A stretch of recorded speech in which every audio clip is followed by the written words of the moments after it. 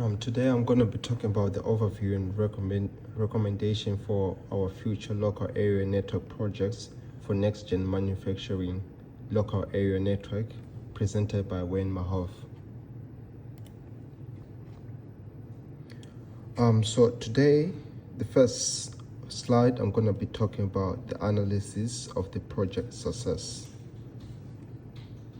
My main aim was to set up a network and devices so they can exchange information at next-gen manufacturing. I tested PC29 and it did exchange information with other devices such as 192.168.1.10 without issues. But later on, when the network stopped working, it lost all packets, and it showed me that I need to make sure it keeps running well over time. The next slide, I'm talking about the timelines of the project. I made plans with steps to go through, such as planning and launching, and I followed it while setting up the network. Everything went well as I have planned on how it should be executed, but when the network stopped working, it caused delays such as downtime, which is frustrating, and it will cause lack of productivity. The fourth slide, I'm talking about stakeholders. The network worked properly. Later on, the network stopped working spontaneously, which will make them concerned and worried about what happened. There was a lack of communication, and I did not provide feedback to them, and it can be corrected by making sure I communicate with them and give them feedback through every process and progress of the project to make sure information is received, understood, and acted upon as it should be. On slide 5, I'm going to be talking about what went wrong. We expected the network to work normally as everything seemed promising, but it stopped.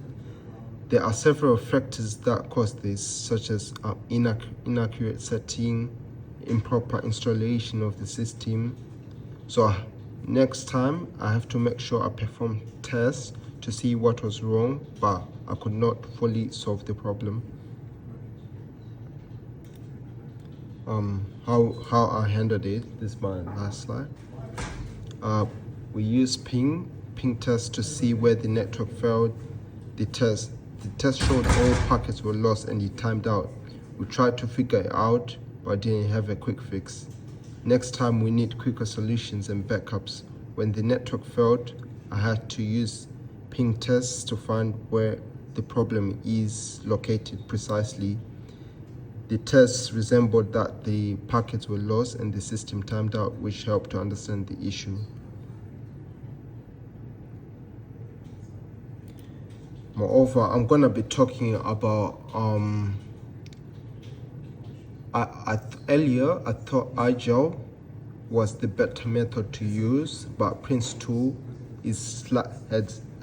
has the slightly edge because it's way more structured and predictable. It has clear roles and responsibilities, so everyone knows the main goal, what they have to do, and what to follow, and it's more structured about the schedule and timelines, and it's also good for projects with clear requirements. For example, if it's like for large complexes or companies, it's much better because everyone has a clear requirement and aim for it. Because in simple terms, it is well defined. Yeah, and also I'm going to be talking about Agile's disadvantages. Yeah, I'm going to be talking about Agile's drawbacks.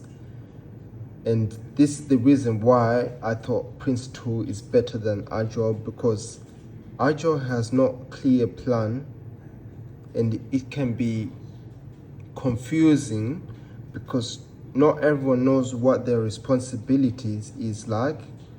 Unlike Prince2, where everyone has a clear responsibility. And also Agile has its flexible, which makes it hard to know when. Yeah, Agile is flexible, which makes it hard to know when the project will finish. Compared to Prince2, everything is well structured, including the timelines and the schedules of the problem. And also Agile is not very good for big projects because it's just too flexible and you will never know when you finish. And it's very confusing for the team members because they don't know what their responsibilities are.